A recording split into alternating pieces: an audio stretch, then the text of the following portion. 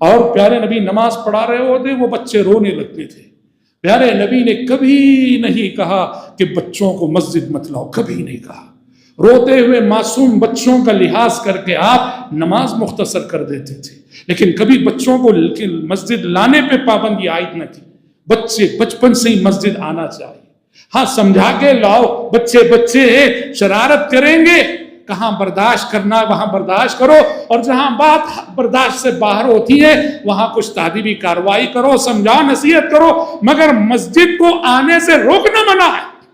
بعض مسجدوں میں بورڈ لگا دیا جاتا ہے بچوں کا داخلہ منع ہے شرارت کی وجہ سے. یہ غلط ہے، یہ تربیت کا غلط انداز ہے. اور اس سلسلے میں ایک حدیث بھی ذکر کی جاتی ہے کہ اپنی مسجدوں کو اپنے بچوں سے بچاؤ. یہ حدیث ثابت بھی نہیں ہے، ضعیف حدیث ہے، ضعیف حدیث ہے. ایسی کوئی حدیث نہیں ہے جس میں کہا گیا کہ بچوں کو مسجد آنے سے روکو اور بچوں کو مسجد آنے مت دو. ایسی کوئی حدیث نہیں ہے. بچوں کو بچپن سے ہی مسجد آنا. آپ جانتے ہیں وہ حدیث سجدے میں ہے آپ صلی اللہ علیہ وسلم، اتنا طویل ہو گیا سجدہ، اتنا طویل ہو گیا سجدہ.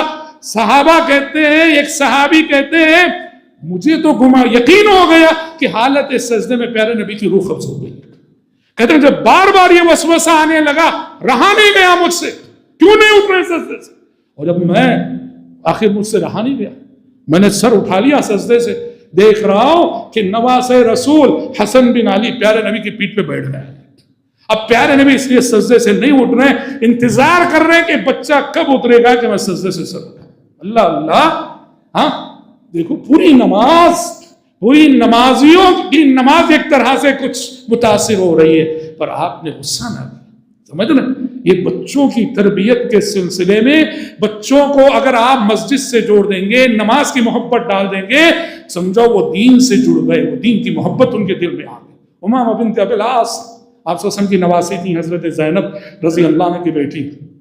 آپ نماز پڑھتے تھے تو کبھی کبھار ایسا کرتے تھے اپنی نواسی امامہ کو اپنے کاندھے پہ بٹھا لے. امام ہیں، مصلی پہ کھڑے، نماز پڑھا رہے ہیں پیارے نبی، اور اپنی نواسی امامہ کو کاندھے پہ بٹھائے ہوئے ہیں.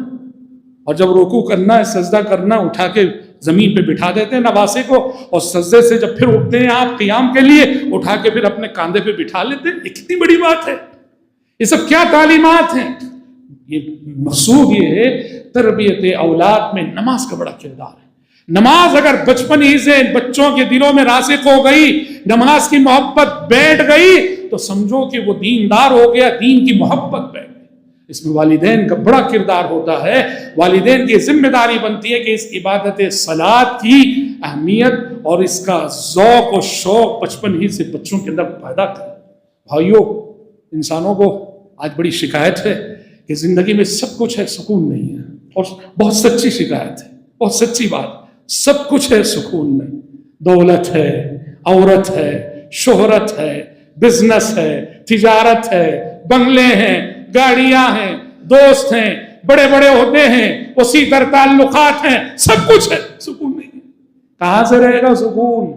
جو مصدر سکون ہے، سکون کا جو اصل ذریعہ اس دنیا میں ہے، جسے ذکر اللہ کہا گیا، جسے صلاۃ کہا گیا، جن کی زندگیوں میں نماز نہیں، وہ حقیقی سکون پا نہیں سکتے.